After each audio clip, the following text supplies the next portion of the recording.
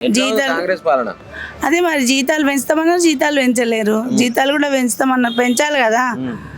21 గ్యారంటీలు అన్నాడు, అవన్నీ ఇచ్చిండు, అమలైనయా? ఏం అమలు కాలేదు మాకు, మీకల్లా ఏం లేదు. బస్ తప్ప ఇంకేం లేదు. ఎట్లుందమ్మా మరి? సంవత్సరం దాటిపోయింది. సంవత్సరం దాటిపోయింది కానీ ఆయన వచ్చినప్పటి నుంచి మాకైతే ఏది లేదు. లేడీస్కి ఒక బస్ ఒకటే ఉంది, అంతేగాని ఇంకేం లేదు. అంటాడు కదా.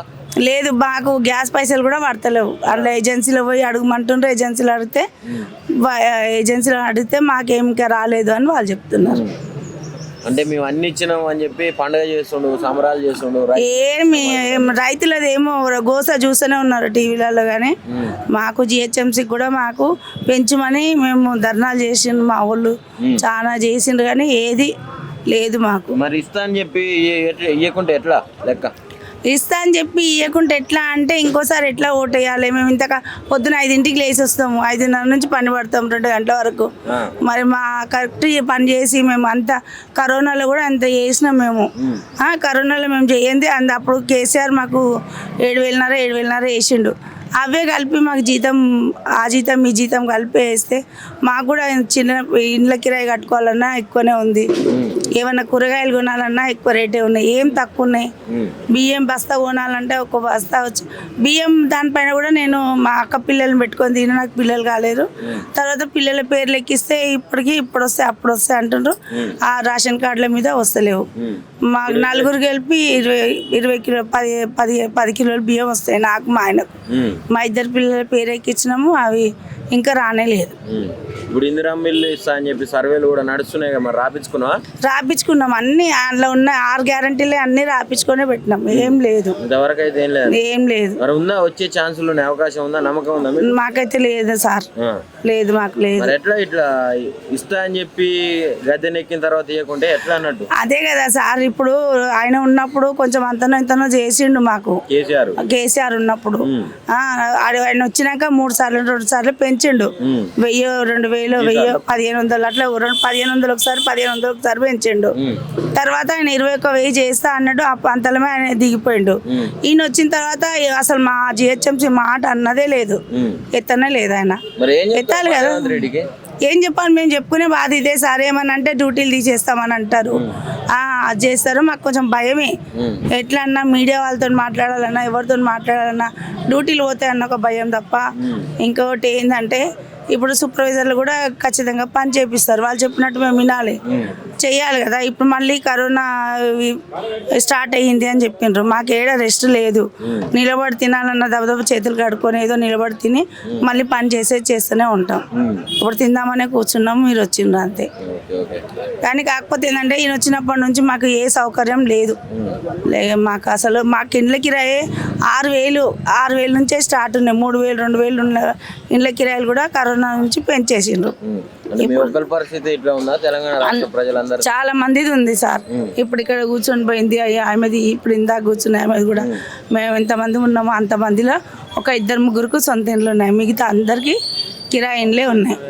కిరాయి ఇండ్లు ఉన్నాయి. ఆ బస్సు వెళ్తుంది కాబట్టి రామంతపురం నుంచి మళ్ళీ మల్కాజిగిరి నుంచి అక్కడ నుంచి వస్తాం ఇక్కడికి పనికి. మా పరిస్థితి అంటే బస్కి ఒకటి సౌలత్ ఉంది అంతే, ఇంకేం లేదు. ఇక్కడికి వచ్చితే చేసిన రోజే డబ్బులు, చేయని రోజు ఏం లేదు మాకు. ఒకవేళ చేత కాకున్నా కూడా మాకు లీవులు అంటూ ఏం లేవు. ఒకటే రోజు, వారంలో 1 రోజు లీవు అంతే, అంతకు మించి ఇంకేం లేదు మాకు.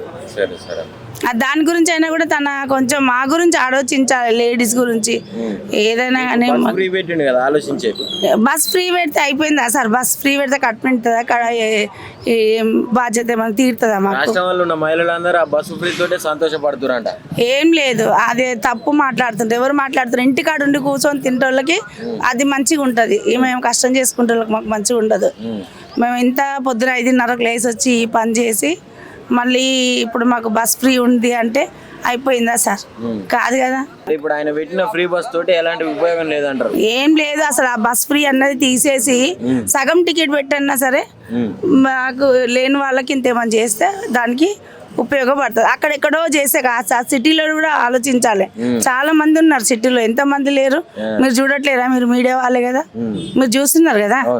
మరి మీరు చూస్తున్నారు ఎక్కడెక్కడ అంతా గుడిసెలు వేసుకొని కాలువల పొంటల్లా అట్లా అంట ఉంటా ఉన్నారు. చేస్తుండు కదా. తీసేస్తున్నాడు. ఏమనంటే హైడ్రా వచ్చింది కొట్టేస్తున్నాము, అవి లేదు మీకు ఇది లేదు అంటే ఆ గుడిసెలు వేసుకోవాలన్నా ఏడన్నా ఉందామన్నా కష్టమే ఉంది. మరి ఇప్పుడు కూలగొట్టడానికి నాయన తెచ్చుకుంది.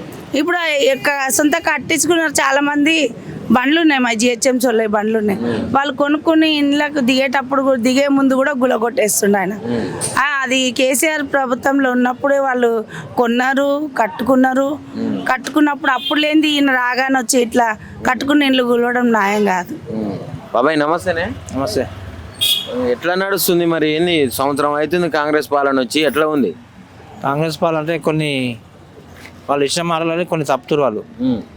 ఏది రైతు భరోసా 15,000 అన్నారు, ఇప్పుడు మళ్ళీ 12,000 ప్రకటిస్తారు. దీంట్లో మాత్రం రైతులు చాలా దిగ్బంధానికి గురవుతారు. అంటే ఇంతవరకు కూడా ఇయ్యలేదు కదా? ఇవ్వలేదు, ఇంకా కూడా ఇవ్వలేదు. సంవత్సరం అవుతుంది ఇవ్వలేదు ఇంకా. మరి అటు ఎట్లా ఇప్పుడు 15,000 అని మళ్ళీ 12,000 ఎందుకు అంటున్నాడు? అదే మరి అది బడ్జెట్ లేదా మరి ఆయన ప్రాబ్లమా ఏందో మరి తెలుసులేదు. అంటే సంవత్సరం నుంచి అసలు 10,000 కూడా ఇవ్వలేదు. మరి ఎందుకే అప్పుడేమో బిచ్చం వేసినట్టు 10,000 వేసిరు, నేను అటెట్ ఇస్తా 15,000 ఇస్తా అన్న పెద్ద పెద్ద పుడింగ్ వేసి నేను ఇప్పుడు ఇస్తలేదు. అవి 12,000 మళ్ళీ అలా అలాట్మెంట్ చేస్తుంది. మరి ఎట్లా పరిస్థితి ఏంది? పరిస్థితి ఏంటంటే మళ్ళీ అందరం కలిసి బుద్ధి చెప్పాలి, రైతులందరం కలిసి బుద్ధి చెప్పాలి. మళ్ళీ మరి నిన్నమన్నాడు దాకా రైతు పండుగలు చేసాడు కదా. రైతు పండుగల అది ఏం పండుగలు ఏమో, మళ్ళీ మహిళలకు 2,500 అన్నాడు, అది లేదు. అన్ని మాటలు పెద్ద పెద్ద వస్తుందా? ఏది పిన్నికి వస్తుందా మన 2,500? ఇంకా అది అలాట్మెంట్ చేయలేదు కదా, ఇంకా రాలేదు అది. మరి అంటే సంవత్సరం లోపే అన్ని చేస్తాం, 100 రోజులలో కంప్లీట్ 100 రోజులు చేస్తాను, సంవత్సరమే కంప్లీట్ కాలేదు ఇంకా. మళ్ళీ నెక్స్ట్ టైం అయితే కష్టమే ఇట్లాంటి పరిపాలన చేస్తే. ఇప్పుడు లోకల్ బాడీ ఎలక్షన్లు వస్తున్నాయి, అంటే సర్పంచ్ ఎలక్షన్లు కూడా, అలా గెలిచే అవకాశం ఉంది. దాన్ని పెద్ద సింపుల్ గా తీసుకోరు అది, ఎందుకంటే అధికార పార్టీ వాళ్ళు వాళ్ళకే మొగ్గు చూపుతారు. నెక్స్ట్ టైం మాత్రం బుద్ధి చెప్తారు. మళ్ళీ ఛాన్స్ లేదంట, ఛాన్స్ లేదు ఇక. అంత గట్టిగా చెప్తున్నావు ఏంది మరి ఇంత మా చెప్పేది ఒకటి చేసేది ఒకటి. 100 రోజులు వేస్తాడు, సంవత్సరం అవుతుంది. రైతులు అంటే వాడు కాయ కష్టం చేసి అంత లాస్ ఉండి ఎంత బాధ ఉండేది. రైతు కూలీకి ఇస్తాడు, వాళ్ళకు కూడా దిక్కులేవు ఇంకా. మరి ఎట్లా ఉంది, ఎట్లా నడుస్తుంది అందా? అప్పటికిప్పటికి ఏమన్నా మార్పు అంతే మామూలుగానే ఉంది. ఈ ఆటోల పరిస్థితి ఏంది ఇప్పుడు? నువ్వు చూస్తుంటావు రోడ్ మీద ఆటోలలో ఇప్పుడు ఓలా ఊబర్ వచ్చిందంటే మొత్తం వాళ్ళకి డౌన్ అయిపోయింది. ఈ ఫ్రీ బస్ ఒకటి పెట్టేసి ఫ్రీ బస్ తోటి మొత్తం వాళ్ళకి దెబ్బ అయిపోయింది. మరి తులం బంగారం ఇస్తున్నాడు, తులం బంగారం లేదా ఏం లేదు ఇంకా. ఇప్పుడున్నటువంటి ప్రభుత్వం అన్ని చెప్పినా ఇస్తుందా? ఇస్తలేదు ఇంకా. ఆడిస్తుంది రేవంత్ రెడ్డి ఇస్తలేదు ఇంకా. ఏం చెప్తావు మరి ఫైనల్ రేవంత్ రెడ్డి? రేవంత్ రెడ్డి మాట మీద నిలబడాలి. మాట మీద ఉంటే నెక్స్ట్ ఛాన్స్ ఉంటుంది. ఇట్లా తప్పుతడకలు వేసుకుంటా హామీలు పెద్దగా ఇచ్చి మళ్ళీ దాన్ని డౌన్ చేసి తక్కువ చేస్తే అందరూ మానసిక దిగ్బంధానికి గురవుతారు. అంతేనా? అంతే.